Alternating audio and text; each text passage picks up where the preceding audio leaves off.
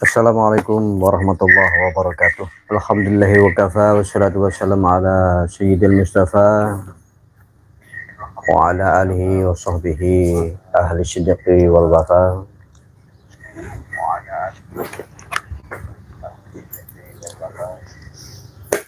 Para pemirsa NU Borneo dimanapun Anda berada, alhamdulillah pada malam hari ini kita bersyukur kepada Allah Subhanahu wa Ta'ala atas segala nikmat dan rahmatnya, sehingga kita diberikan kesehatan dan kesempatan, juga nikmat Islam dan iman, sehingga kita bisa menjalankan aktivitas di pagi hari tadi, siang dan malam hari ini. Salawat dan salam kita aturkan kepada junjungan kita Nabi Agung Nabi Muhammad Sallallahu Alaihi Wasallam. Mudah-mudahan kita semua diberikan syafaat nanti kelak di yaumil kiamah, syafaatul udma oleh baginda Nabi Muhammad Rasulullah Sallallahu Alaihi Wasallam. Para pemirsa NU Borneo dimanapun Anda berada, alhamdulillah pada kesempatan kali ini kami akan membincangkan tentang persiapan ruqyah massal yang diselenggarakan oleh pengurus cabang Jamiah Ruqyah Aswaja Kota Samarinda dalam rangka Hari Santri 22 Oktober 2024. Adapun pelaksanaan ruqyah massal nanti insya Allah pada tanggal 19 yang bertempat di Palaran, tepatnya di Masjid Nurul Islam. Oke. Oleh karena itu kami mengharapkan bagi para peserta yang ingin mendaftarkan diri, insya Allah nanti akan kami bagi alamat dan linknya. Mudah-mudahan para pemirsa yang berada di Samarinda ataupun dimanapun berada yang kebetulan di Samarinda, silahkan untuk menghadiri ruqyah massal yang nanti akan dilaksanakan oleh praktisi Jamiah Ruqyah Aswaja.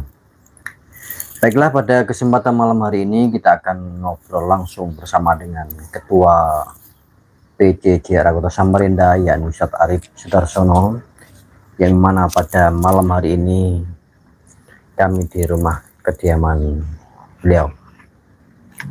Nah, ini beliaunya. Assalamualaikum Pak Arif. Waalaikumsalam warahmatullahi wabarakatuh. Alhamdulillah. Gimana kabar hari ini? Alhamdulillah. Oke. Untuk persiapan ruqyah massal yang di Palaran besok itu kira-kira sudah berapa persen Pak Arif ya? Apa sudah siap semua atau tinggal rapat akhir? Alhamdulillah, untuk persiapan terapi Al-Quran pada hari Sabtu 19 Oktober dari pihak kami, tim Jamiah Ruqyah Aswaja Samarinda, sudah siap semua. Dan untuk teknisnya yang berhubungan dengan sarana yang mendukung ya, itu sudah dihandle oleh tim panitia Hari Santri Nasional. Ya, alhamdulillah kita berkoordinasi terus, jadi untuk memperlancar jalannya terapi Al-Quran. Terus begini Pak Arif, untuk apa namanya persiapan peserta itu kira-kira yang harus dipersiapkan apa Pak Arif, selain persiapan diri sebagai peserta itu? Apakah membawa apa atau peralatan apa untuk khidmatnya ruqyah massal nanti Pak? Untuk peserta kami harapkan itu yang penting itu membawa air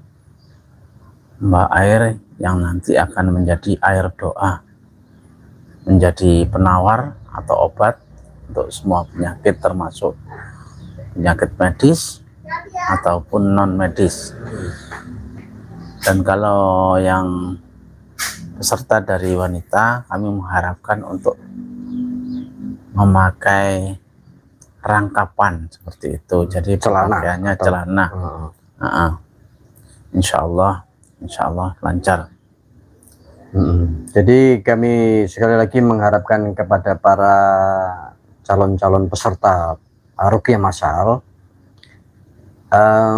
untuk menghadiri ruqyah massal nanti, dengan harapan apabila para marki atau markiyah sakit, baik dohir maupun batin, medis maupun non medis, psikis, kira-kira penyakit medis apa Pak Arif sebelum kita lanjut ke non medis nanti Pak Arif? Okay. Nah, harapan kami semua masyarakat itu untuk bisa mengikuti terapi Al-Quran, karena terapi Al-Quran atau Al-Quran itu adalah obat yang pertama dan utama untuk makhluk yang sakit. Betul. Jadi ada hak-hak Al-Quran. Yang pertama, haknya Al-Quran itu dibaca, dihafal, ditadaburi, dijadikan petunjuk, dijadikan hukum, dan dijadikan obat. Nah, hak Al-Quran yang dua, yang terakhir itu yang sering dilupakan oleh umat Islam. Nah, pengobatan Pak. Ya, termasuk pengobatan, termasuk dijadikan hukum, itu banyak yang menolak, dan yang dijadikan obat itu banyak yang melupakan, banyak yang mengabaikan, padahal ayatnya sudah jelas sekali.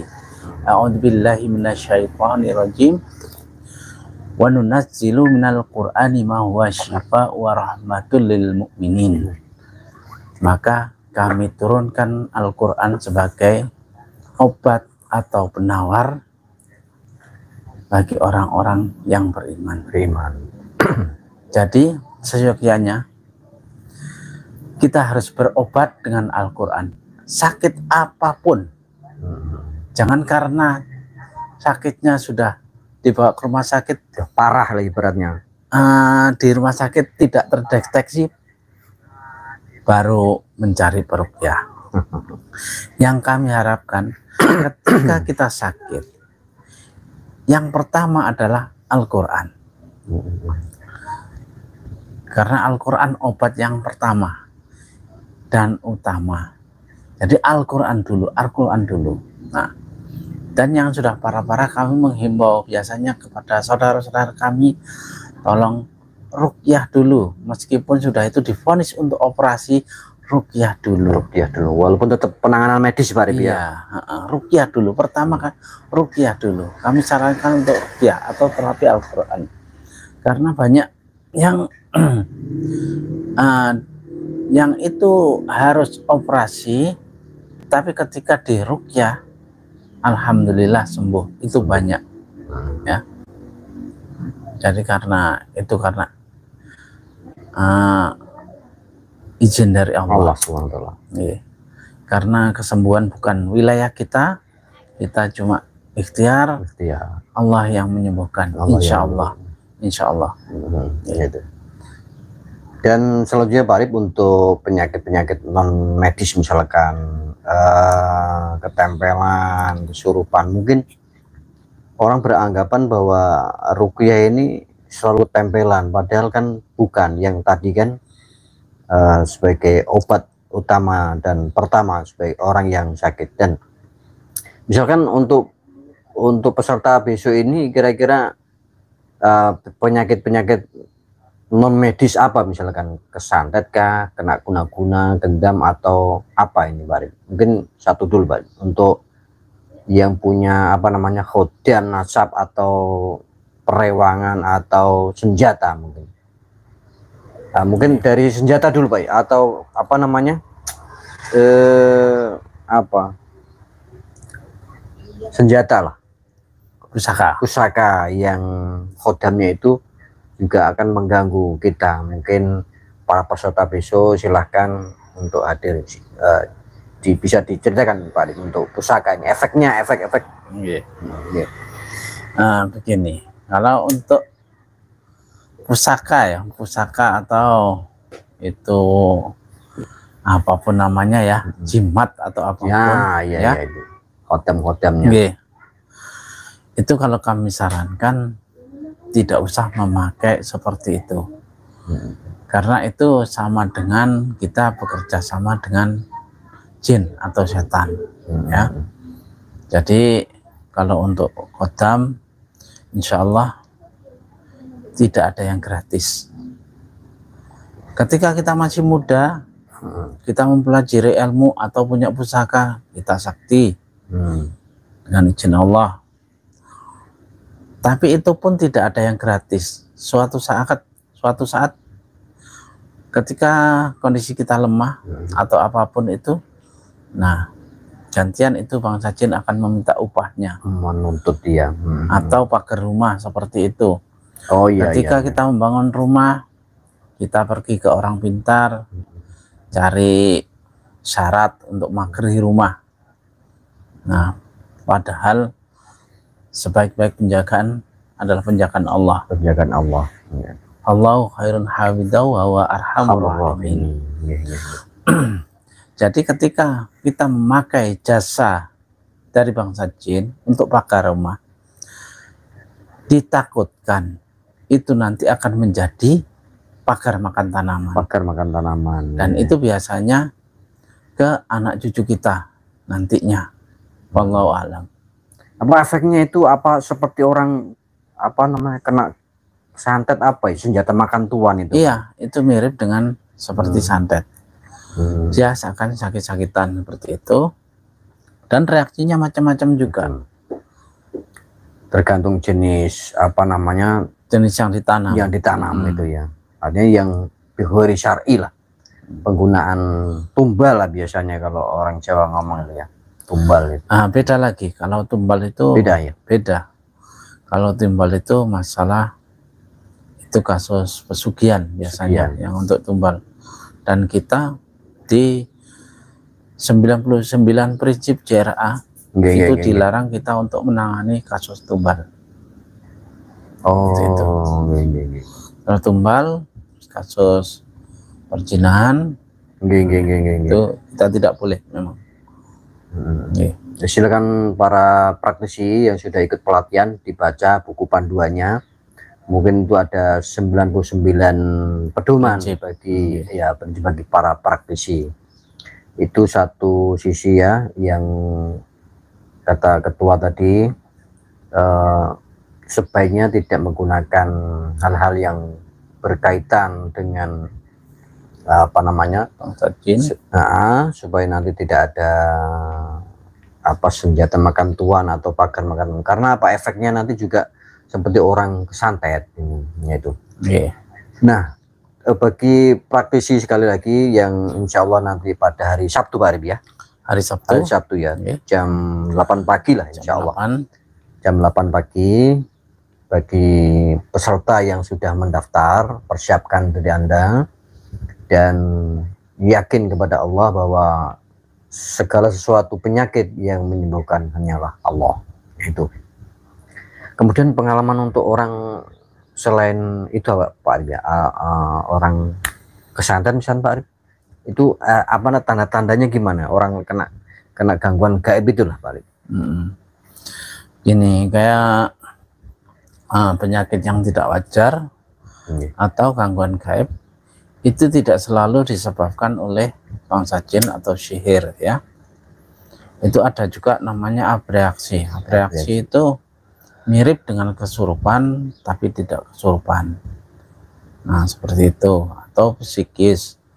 Jadi insya Allah kalau kita sudah sering menangani akan tahu perbedaannya. Jadi tidak murni itu bangsa jin. Jadi sepertinya kesurupan padahal bukan. Bukan. Reaksi apa namanya orang ya, misalkan apa sih, kalau tanda-tandanya orang kena guna-guna itu apa dalam fisik tubuh misalkan, Pak? Apa pikirannya atau apa tanda-tanda apa misalkan yang dirasakan oleh yang terkena guna-guna itu, Pak? Guna-guna itu mirip dengan gendam atau hipnotis ya. Jadi dia akan lupa semuanya. Dan yang terpenting itu guna-guna itu ada medianya, seperti itu. Jadi ketika media itu dipakai oleh si dukun, ya, nah, itu termasuk dari barang-barang yang pernah dipakai korban. Nah, itu dibawa ke dukun dan disitu diguna-gunai. Tapi untuk guna-guna, untuk sihir itu tidak semudah yang mereka kira. Jadi melalui beberapa proses, insya Allah. Kalau orang ini dia dekat kepada Allah, sholatnya terjaga, insya Allah tidak akan kena guna-guna atau sihir itu sendiri. Kecuali memang ada di dalam keturunan itu ada riwayat nasab, itu akan mudah orang itu terkena sihir atau santet. Kalau ya itu misalkan ada punya nasab itu untuk menghilangkan nanti ke mana, ke tempat nanti di ruqyah masal itu datang aja atau nanti ikut ruqyah masal gitu, Pak Arif ya? Nanti kita bacakan ya. Kalau ruqyah masal atau terapi itu kan sebetulnya kan kalau untuk masalah-masalah berat itu pendeteksian. Jadi ketika diruqyah itu akan ketahuan. Ketahuan ini jenisnya apa, masalahnya apa, seperti itu. Jadi kalau kasus nasab itu harus diikrarkan seluruh keluarga biar itu putus, jadi tidak turun lagi, karena itu dari mungkin nenek moyangnya kita. Itu, ya. Sekilas tentang jin nasab ya. Iya. Jin nasab itu ketika kakek buyut kita itu dulu punya perjanjian dengan jin. Namanya perjanjian itu bukan langsung digambarkan langsung ikrar perjanjian gitu, kayak bukan notaris gitu ya. Bukan. Iya. Itu yang dimaksud perjanjian itu ketika dulunya si kakek ini orang pintar, nah atau beliau orang sakti mandraguna, ya itu ketika beliaunya itu wafat atau meninggal, ini bangsa jin ini kan umurnya panjang, dia akan tetap hidup dan turun-temurun memilih jalur nasab yang bisa diikuti, bisa dimasuki, seperti itu untuk wadahnya. Ini tidak menyinggung siapapun, mohon maaf, ini pengetahuan dari kami praktisi di JRA. Jadi kalau ada saudara kita yang mempunyai indikasi nasab, kalau di kita umum di sini itu kebanyakan nasab itu kan buaya katanya, seperti itu. Nah itu yang sering membuang ketan sama telur biasanya, seperti itu. Nah kalau pas ada acara biasanya ada salah satu yang kesurupan, seperti itu. Dan kami sarankan kalau ada seperti itu diputuskan, diikrarkan biar tidak turun lagi ke anak cucu kita, seperti itu. Ikuti besok nanti di Palaran ya sekitar. Beda lagi dengan kunyang Pak Arif itu ya, atau hampir sama itu ya? Enggak sama. Kalau jenisnya kuyang itu seperti jenisnya babi ngepet seperti itu. Oh, jadi orangnya bukan perjanjian seperti nasab, bukan ya? sama Mirip. sama juga, cuma Sama juga, ini ya. kan pelakunya kan masih hidup. Oh iya iya iya. Pelakunya iya. masih hidup, dia bisa melakukannya sekarang gitu. Ya termasuk perjanjian juga, sama kayak babi ngepet Iya iya iya. itu. Terus apapun itu yang di Jawa itu namanya kan kita nggak tahu, itu masih posisi pelakunya masih hidup, jadi dia bisa melakukan pas ya belum, ibaratnya dia sendiri yang bikin perjanjian, Iya iya iya. bukan orang tuanya. Terus ke anaknya itu otomatis atau gimana bisa kok bisa nurun gitu loh, bisa nurun temurun itu ya? Apakah diturunkan dari misalkan orang tua ke anaknya dan seterusnya begitu, atau memang bagaimana itu ya? Biasanya kalau diturunkan itu ilmu, biasanya ilmu kesaktian. Itu ilmu ketika yang bersangkutan ini mau meninggal, biasanya dia akan memanggil salah satu anak atau cucunya untuk menurunkan ilmunya itu ya. Karena kalau tidak diturunkan itu kan susah meninggal. Ya ya begitu. Nah pemirsa, bagi pemirsa yang menyimak video ini, jika ada indikasi nasab di keluarga Anda, silakan nanti datang di ruqyah massal di Palaran untuk memutus mata rantai nasab ini, supaya nanti ditangani oleh praktisi dan dihilangkan dan diputuskan perjanjian-perjanjian antara mungkin nenek moyang kita ke makhluk yang menjadi musuh manusia. Dan selanjutnya Pak Arif, untuk apa namanya, tadi sudah apa namanya beberapa indikasi medis dan non medis. Terus untuk perjodohan ini Pak Arif, ini biasanya ada orang-orang yang susah menikah atau apa namanya sudah sulit untuk mencari jodoh, sebelum nanti orang yang mungkin program promil nanti ya, sebelum ke promil nanti kita sarankan juga kepada para peserta yang nanti ikut namanya ingin memperlancar perjodohan, itu tanda-tandanya apa Pak, untuk cowok dan cewek itu biasanya Pak? Kalau masalah susah jodoh itu memang ada indikasi, tapi tidak semua, karena jodoh kan rahasia kan. Jadi kalau indikasinya, kalau yang terindikasi itu biasanya dia sering mimpi. Ya mimpinya macam-macam ya, pokoknya sering mimpi seperti itulah ya. Seperti itu mimpi, terus ketika dia suka sama, kalau laki-laki suka sama wanita, wanitanya tidak suka, ada wanita yang suka, dia tidak suka, itu sudah ada kejanggalan seperti itu, insya Allah ya memang ada namanya disukai bangsa jin. Itu yang perlu, dan harus hijab itu Pak, ada hijab mungkin ya. Terus ini Pak Arif, yang promil bisa lah kita buka di sini Pak Arif. Orang yang ingin program promil yang lama tidak punya keturunan gitu Pak Arif. Bisa ya? Juga. Silakan dijelaskan Pak Arif, misalkan orang yang sudah lama kepingin keturunan belum ada momongan, juga bisa mengikuti ruqyah massal nanti di Palaran. Kira-kira tandanya apa tuh Pak Arif ya? Kalau promil, promil itu ada penanganan khusus terapi di ruqyah,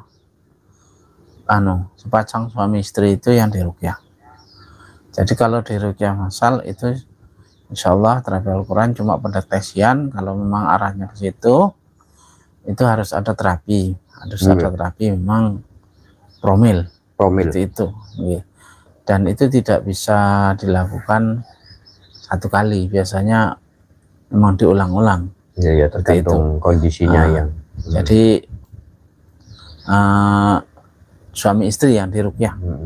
Persyaratan diantara oke ya pemirsa. Yang jelas untuk program hamil atau promil, orang-orang yang belum mempunyai keturunan atau kepengen nambah lagi, misalkan sudah lama belum punya adik, misalkan baru satu, paling tidak usia maksimal untuk perempuan ini 40 ya, 40 ya. Terus berat badan itu, berat badan juga tapi ya memang ini sekali lagi ini rahasia Allah. Ada juga orang yang usia sudah lanjut dan berat badannya termasuk tetangga kami juga menurut perkiraan sulit hamil, tapi juga hamil, bisa hamil, tapi itu ya rahasia Allah.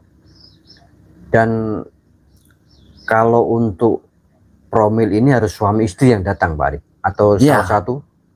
Nah, harus suami istri. Harus suami istri ya. Dan syaratnya promil ya wanita ya punya suami. Iya. Siapa tahu nanti cuman si istrinya aja, enggak. Harus suami istri. Harus meskipun yang terindikasi salah satu, itu harus suami istri.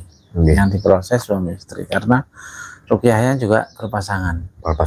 Iya. Nah itu pemirsa, bukan hanya di Samarinda, tapi silahkan kalau memang para marki-markiah atau para muslimat yang ingin program promil, silahkan mendatangi praktisi JRA di tempat Anda masing-masing, supaya nanti dibantu praktisi, bukan dibantu bagaimana, tapi dibantu untuk berdoa, dan ada treatment khusus bagi program hamil ini ke praktisi terdekat masing-masing.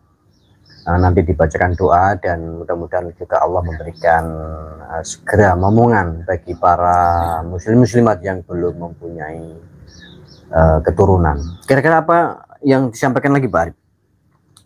Yang saya sampaikan, saya terima kasih kepada praktisi Samarinda, dan yang baru yang selamat karena yang kemarin sudah menjalani PR. Ada PR yang 11 hari atau 5 hari atau 3 hari, yang sekarang sudah statusnya A.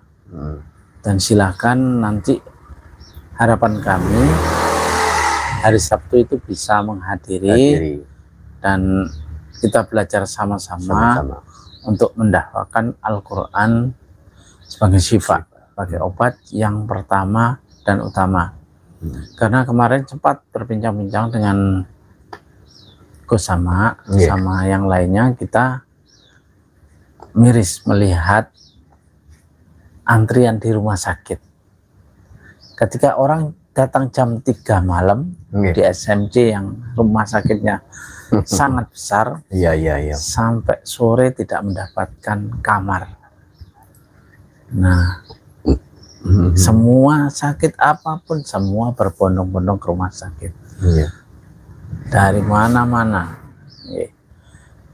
Ya, harapan kita nanti kita bisa membantu dalam menangani penyakit itu lewat jalur langit atau terapi Al-Qurannya itu sebagai bentuk ilahiyah. Memang sisi pengobatan itu ada alamiah, ilmiah, dan ilahiyah. Nah, tiga-tiganya ini bisa disambung. Alamiah jadi herbal, ilmiah itu bisa dengan medis, kedokteran, atau yang lain, juga ilahiyah ini. Nah, praktisi JRA ini juga bisa ketiga-tiganya. Sebagaimana semboyan para praktisi bahwa Al-Quran adalah obat yang pertama dan utama bagi makhluk yang sakit, maka dengan izin Allah, atas penanganan para praktisi senusantara, Allah memberikan kemudahan sehingga para marki-markiyah atau pasien dapat ditangani dengan baik, didoakan, dan tentunya sekali lagi kita sebagai muslim senantiasa mendakwahkan Al-Quran sebagai syifa, karena Al-Quran itu sebagai petunjuk, sebagai pedoman bagi kaum muslimin muslimat mukminin mukminat juga sebagai obat. Nah, terkadang di antara kita juga kaum muslimin ini tidak mempercayai atau meragukan. Padahal medis pun juga belum tentu bisa menyembuhkan, karena yang menyembuhkan adalah Allah Subhanahu wa taala. Itu semboyan kami. Dan juga sekali lagi kami himbau kepada warga Samarinda di sekitarnya atau Palaran. Di Palaran ya, khususnya dalam rangka Hari Santri, kami mengundang kepada para muslimin muslimat dimanapun berada. Kebetulan mungkin yang ada di Samarinda, silahkan menghadiri ruqyah masal kami PJJ Area Kota Samarinda dalam rangka Hari Santri yang berada di Palaran. Ada HP ya Pak Arif? Yang alamat itu lupa ya, Palaran ya. Nanti insya Allah akan kami share di deskripsi, kami tulis di deskripsi juga. Nanti akan kami bagi apa namanya gambar meme lewat Facebook, atau juga pemirsa bisa komen-komen di kolom komentar mungkin apa yang ingin ditanyakan yang bisa kami jawab. Dan ini dari saudara Saifuddin Anwar, terima kasih telah berkomentar. Ngapunten Ustaz, ten pundi lokasi ruqyah masal dinten napa nuwun sewu? Insya Allah hari Sabtu Pak Saifuddin Anwar. Lokasinya di Palaran. Bagi keluarga Anda, saudara-saudara atau tetangga yang ingin ruqyah masal, silakan nanti di Masjid Nurul Islam di Nurul Islam di Palaran. Dan boleh juga mengajak siapapun yang punya indikasi sakit, baik medis maupun non medis ataupun psikis gangguan jiwa. Alamatnya Ya, ini saya ini saya bacakan. Insya Allah nanti pelaksanaan ruqyah masal yang ditanyakan oleh Pak Saifuddin Anwar ini di hari Sabtu tanggal 19 Oktober 2024 jam 8 hingga selesai. Tempatnya di Masjid Jami Nurul Islam Palaran, Jalan Masjid RT 30, Kelurahan Rawa Makmur, Kecamatan Palaran, Kota Samarinda. Dan insya Allah nanti akan kami tulis kontak person atau juga alamat, juga meme yang akan kami bagi di Facebook, nanti juga di Facebook NU Borneo.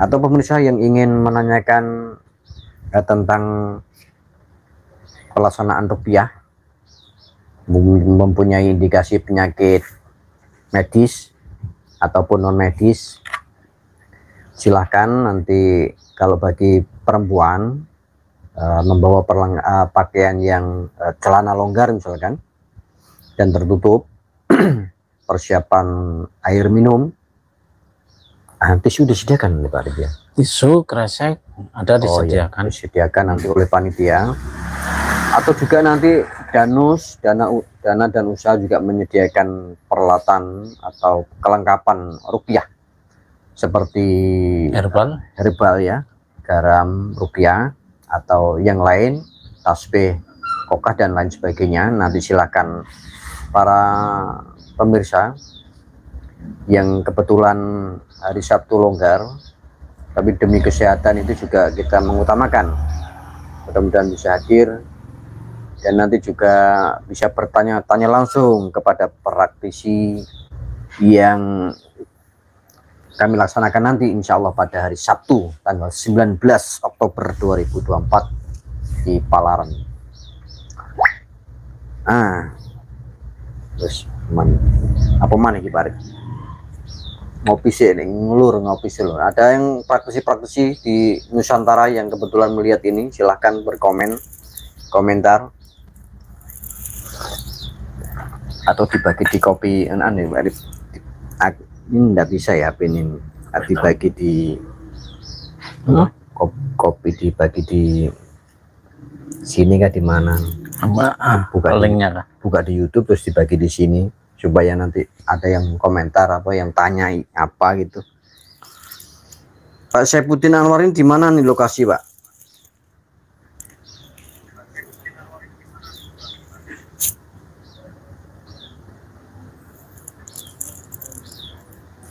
Di Samarinda aja atau memang di mana ini?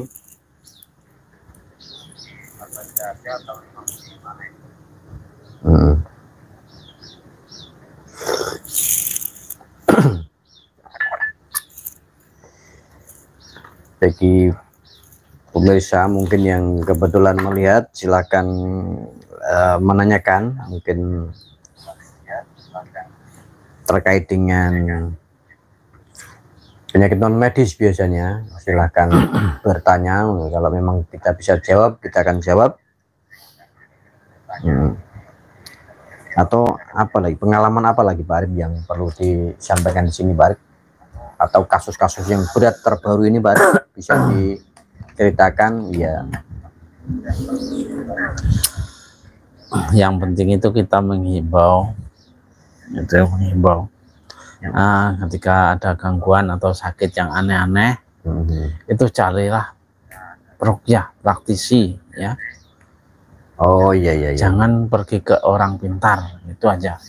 Jadi kita sama-sama warga Nahdliyin kan mengingatkan kita jaga akidah kita selamatkan akidah kita. Dan ketika kita mendatangi peruqyah atau peruqyah yang datang, ketika peruqyah itu kok tiba-tiba tahu ada hantu, ada apa, saya sarankan untuk pindah ke peruqyah yang lain gitu. Iya. Karena kita di JRA, ketika kami ada yang bisa melihat maka kita harus diruqyah. Orang melihat jin kok malah. Ketika kita bisa melihat hantu maka kita harus diruqyah. Berarti ada yang tidak beres di dalam diri kita. Seperti itu. Terus bagaimana Pak caranya misalkan kita ini tidak terkena gangguan gaib atau mungkin untuk menghindari dan ya kita jaga sholat kita itu minimal gitu, kita jaga sholat insya Allah bagi sholat itu atau ada amalan-amalan apa Pak misalkan untuk umum, misalkan kita jaga sholat, kita jalankan sunnah Rasul ya.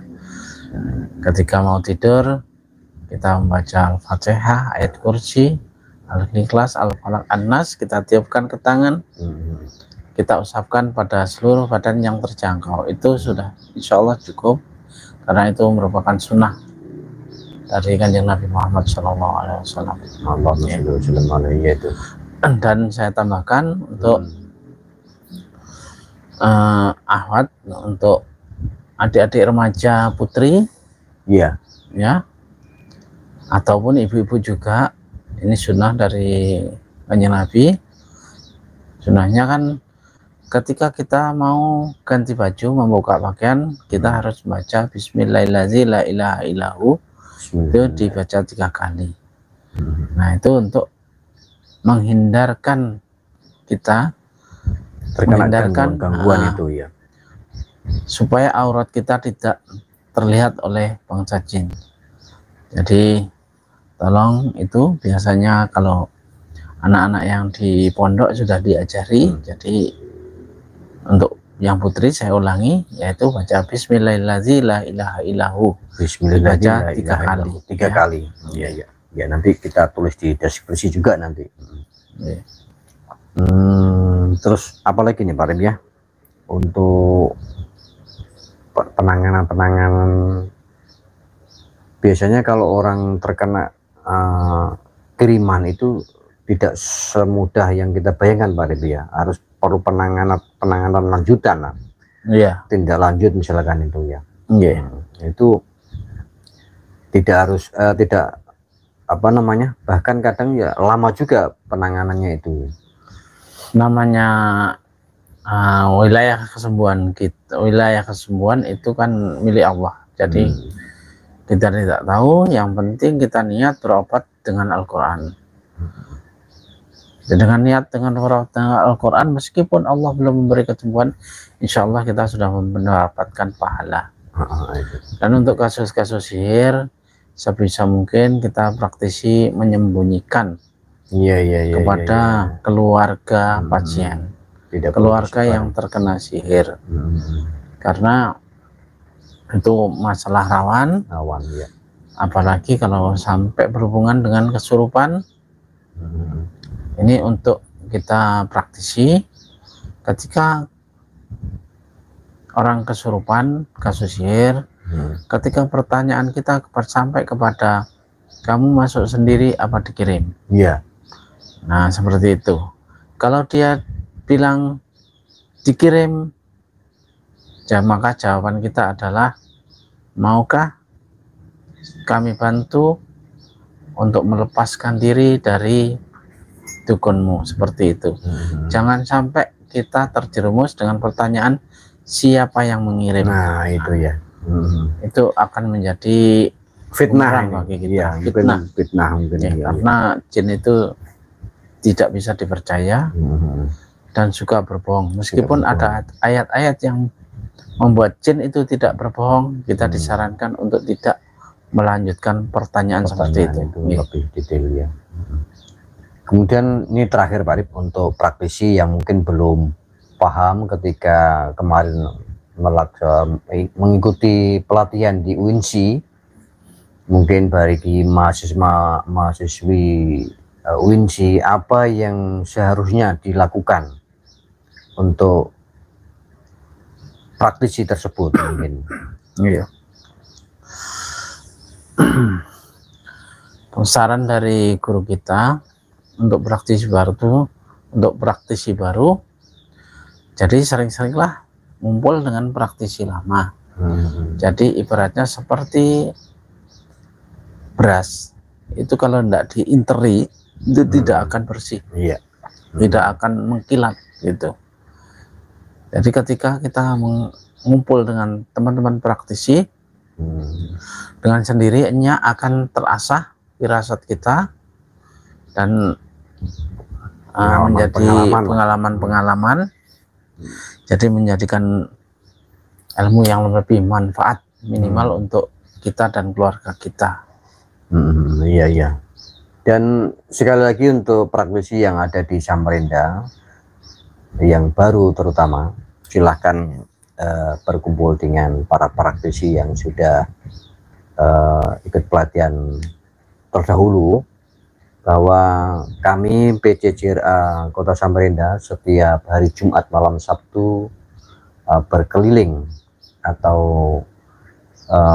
giliran ketempatan untuk rutinan silaturahim bersama, membacakan doa-doa dan juga berbagi pengalaman kepada para praktisi-praktisi yang lain, tajribah atau menceritakan kisah-kisah pengalaman ketika menangani marki-markiyah yang ditangani oleh praktisi, sehingga praktisi baru akan lebih berpengalaman. Kira-kira setelah mengikuti pelatihan ini apa yang seharusnya kita lakukan, atau mungkin mahasiswa-mahasiswi yang kemarin ikut misalkan di daerah masing-masing, silakan juga bergabung ke PC atau ke ranting-ranting yang ada di daerahnya masing-masing. Dan terakhir Pak, sekali lagi tidak ada PR lagi ya untuk praktisi baru kemarin yang ruqyah mandiri ya, Mas? Iya, ruqyah mandiri. Alhamdulillah masih banyak. Masih ada ya. Jadi yang kita share yang sudah A. Kalau ya. yang masih ngulang-ngulang itu belum kita share, karena pesan dari guru kita untuk kasus sihir itu harus ada RTL, rencana tindak lanjut. Iya. Dan dikunjungi. Nah, itu minimal 3 kali pertemuan. Karena kalau kasus sihir kita harus menemukan towernya dulu.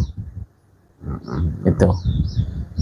berapa kali pun diruqyah orangnya, biar 1000 kali, kalau itu sumbernya, pusatnya belum kita matikan, akan tetap memancarkan sinyal seperti itu. Seperti kerjanya tower dan HP. Iya. Ketika biarpun HP-nya kita hancurkan semuanya, tapi kalau ada towernya masih nyambung, masih terus ada sinyalnya, mengirimkan sinyal ke HP-HP yang lain seperti itu. Jadi kasus sihir seperti itu harus ditemukan dulu pusatnya, kita hancurkan, insya Allah itu akan efektif. Jadi untuk yang praktisi yang belum lulus atau A, kita sarankan apa? Tetap membaca terus ruqyah mandiri itu atau bagaimana, Pak Arif? Lihat kasusnya itu seperti itu. Jadi pesannya guru seperti itu, kalau memang masih ada indikasi atau sakit, ya memang harus kita datangi, kita bantu untuk menetralisir rumahnya. Oke. Baik pemirsa NU Borneo dimanapun Anda berada, begitulah bincang-bincang kami dengan Ketua PJJ Samarinda, Ustadz Arif Sudarsono, yang telah sedikit memberikan pengalaman beliau dan juga menghimbau kepada para praktisi baik yang sudah lama ataupun baru. Disarankan lagi untuk praktisi yang baru bergabung, baru pelatihan kemarin di UINSI, silahkan nanti hari Sabtu tanggal 19 Oktober 2024 dalam rangka Hari Santri untuk dapat bergabung di ruqyah massal tersebut, sehingga kita bisa melihat langsung bagaimana penanganan para praktisi terhadap marki dan markiyah atau pasien yang ingin berobat baik medis maupun non medis. Demikian atas perhatian para pemirsa NU Borneo, kami haturkan terima kasih. Hadanallahu wa iyyakum ajmain. Assalamualaikum warahmatullahi wabarakatuh. Waalaikumsalam warahmatullahi Terima kasih Pak Arif.